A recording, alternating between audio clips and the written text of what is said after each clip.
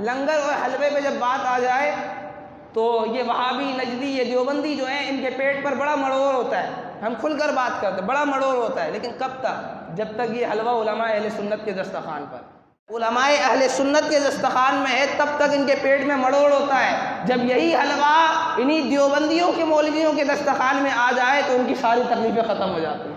انہی کے دارالعلوم دیوبند کے بانی مولانا قاسم نانوتوی، انہی کا ایک خلیفہ خود لکھتا ہے کہ میرے پیر و مرشد کے تعلقات ایسے ایسے لوگوں سے ہے. اس کتاب کے اندر یہ واقعہ موجود ہے، محاسبہ دیوبندیت کے اندر لکھتا ہے کہ میرے پیر و مرشد مولانا قاسم نانوتوی صاحب، ان کا تعلق ایسے ایسے لوگوں سے تھا جن کا حرام کاروبار بھی تھا، جن کا فالتو کاروبار بھی تھا، جن کا مال حرام کا تھا. تو وہ دعوت دے دیتے تھے پیر صاحب کو، تو مولانا صاحب جو ہے وہ ان کی دعوت میں جانا پڑتا تھا مجبوراً.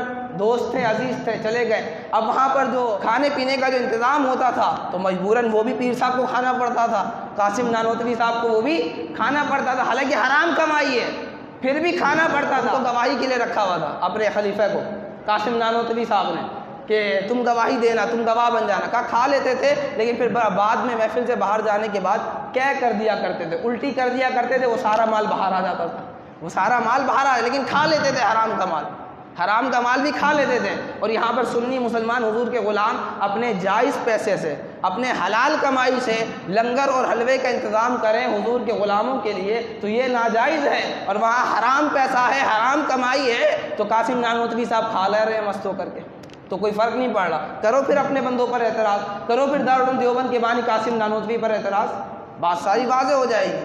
آگے چلیں تو اس پر ایک دلیل اور میں آپ کو، شاہ ولی اللہ معزز دہلوی رحمۃ اللہ تعالیٰ علیہ کے والد صاحب شاہ عبد الرحیم دہلوی رحمۃ اللہ تعالیٰ علیہ، دیوبندی بڑے ان کے عقیدت مند ہیں.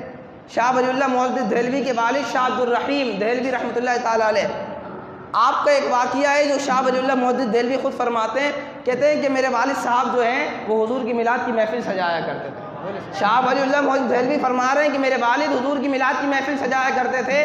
ایک سال ایسا ہوا کہ ہمارے پاس اتنے پیسے نہیں تھے کہ ہم لنگر وغیرہ کا اہتمام کریں، تو ہم نے جو ہے، میرے والد صاحب نے جو ہے، شاہ عبد الرحیم دہلوی رحمۃ اللہ تعالیٰ نے چنے کا انتظام کیا، بھنے ہوئے چنے کا انتظام کیا اور حضور کی میلاد کی محفل سجائی. اور آخر میں جو ہے جس طرح سے ہم لنگر تقسیم کرتے ہیں اسی طرح سے شاہ عبد الرحیم دہلوی رحمۃ اللہ تعالیٰ علیہ نے چنے تقسیم کر دیے. حضرت شاہ عبد الرحیم دہلوی رحمۃ اللہ تعالیٰ علیہ جب سوئے نا رات کو، ان کی سوئی ہوئی قسمت جاگ اٹھی. شاہ عبد الرحیم دہلوی رحمۃ اللہ تعالیٰ علیہ آپ فرماتے ہیں کہ جب میں سویا تو میں نے خواب میں آقا علیہ الصلوۃ والسلام کو دیکھا، اور مزے کی بات یہ حضور کی زیارت بھی ہو گئی، اور جو چنے میں نے حضور کے میلاد کی محفل کے بعد شرکاء میں تقسیم کیے تھے وہی چنے میں نے آقا علیہ الصلوۃ والسلام کے مبارک ہاتھوں میں بھی دیکھا ہے، وہی چنا میں نے حضور کے ہاتھوں میں بھی دیکھا ہے. تو پتہ کیا چلا، آج جو نبی علیہ الصلوۃ والسلام کی میلاد کی خوشی میں لنگر تقسیم کرتے ہیں، زردہ بنا کر تقسیم کرتے ہیں،